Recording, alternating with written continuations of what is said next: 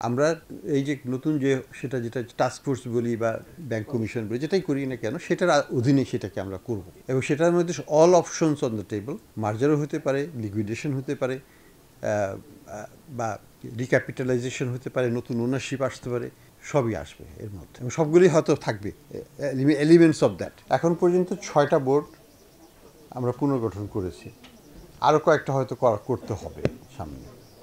তো আমরা শীঘ্রই করে ফেলবো সেগুলো।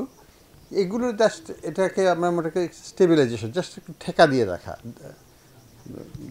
যাতে পড়ে না যায় এই জিনিসগুলো, সেই জন্য, এবং স্বাভাবিক কার্যক্রম যাতে তারা শুরু করতে পারে। কারণ একটা সমস্যা ছিল যে পুরনো বোর্ডকে দিয়ে ভালো কিছু আশা করাটা হয়তো ঠিক হয়তো না, সেই কারণে চেঞ্জ করতে হয়েছে।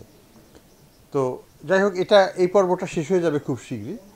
আমাদের যে পরবর্তী যে পর্বটা হবে সেটা হচ্ছে আসল কাজ, অর্থাৎ কিভাবে এই ব্যাংকগুলোকে আমরা রিস্ট্রাকচার করব। সেই জন্য আমাদের চিন্তা ভাবনা চলছে,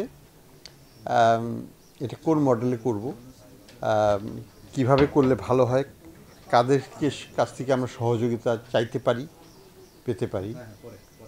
আমরা বিদেশি সহযোগিতাও চাইব, দেশীয় যারা আমাদেরকে সাহায্য করতে চাইবেন, যোগ্য সুযোগ্য ব্যক্তি আছেন, তাদের কাছ থেকেও আমরা নেব। দুইভাবেই আমরা এগোব। তো এটা এক্স্যাক্ট মোডালিটিসটা এখনও আমরা ঠিক করি নাই, যদিও আমরা বলেছি ব্যাংকিং কমিশন বা ব্যাংকিং কমিশনই হোক বা আমরা একটা টাস্ক ফোর্সই করি, যেটাই করি না কেন আমরা চেষ্টা করব যেটা বাংলাদেশ ব্যাংক সেখানে খুব অ্যাক্টিভলি এনগেজ থাকবে। ইটস নট লাইক আগের কমিশনের মতো কিন্তু হবে না। আগের কমিশন তো আর কারিগর হিসাবে করে নাই, তারা আর্কিটেক্ট হিসাবে ডিজাইন করেছেন, হ্যাঁ, কিছু দিক নির্দেশনা দিয়েছেন, কিন্তু এখানে কিন্তু রাজমিস্ত্রির কাজ করতে হবে, অর্থাৎ ব্রিক বাই ব্রিক আবার রিকনস্টিটিউট করতে হবে ব্যাংকগুলোকে। কাজেই এটা একটু না, কমপ্লিটলি ভিন্ন ধরনের কাজ হবে এবার, এবং এই কাজটা অনেক লম্বাও হবে। এটা 3 মাস 6 মাসের কাজ না, একটা রিপোর্ট লিখে শেষ হয়ে গেল তা নয়। এটা রিপোর্ট লেখার গুরুত্বপূর্ণ নয়, কাজটা করা মানে সাথে সাথে কাজটা করে ফেলা, সেটা হচ্ছে গুরুত্বপূর্ণ। সেজন্য আমরা একটু চিন্তা ভাবনা করছি, হয়তো মাসখানিকের মধ্যেই আমরা এটাকে ক্রিস্টালাইজ করে ফেলতে পারবো। এবং এখানে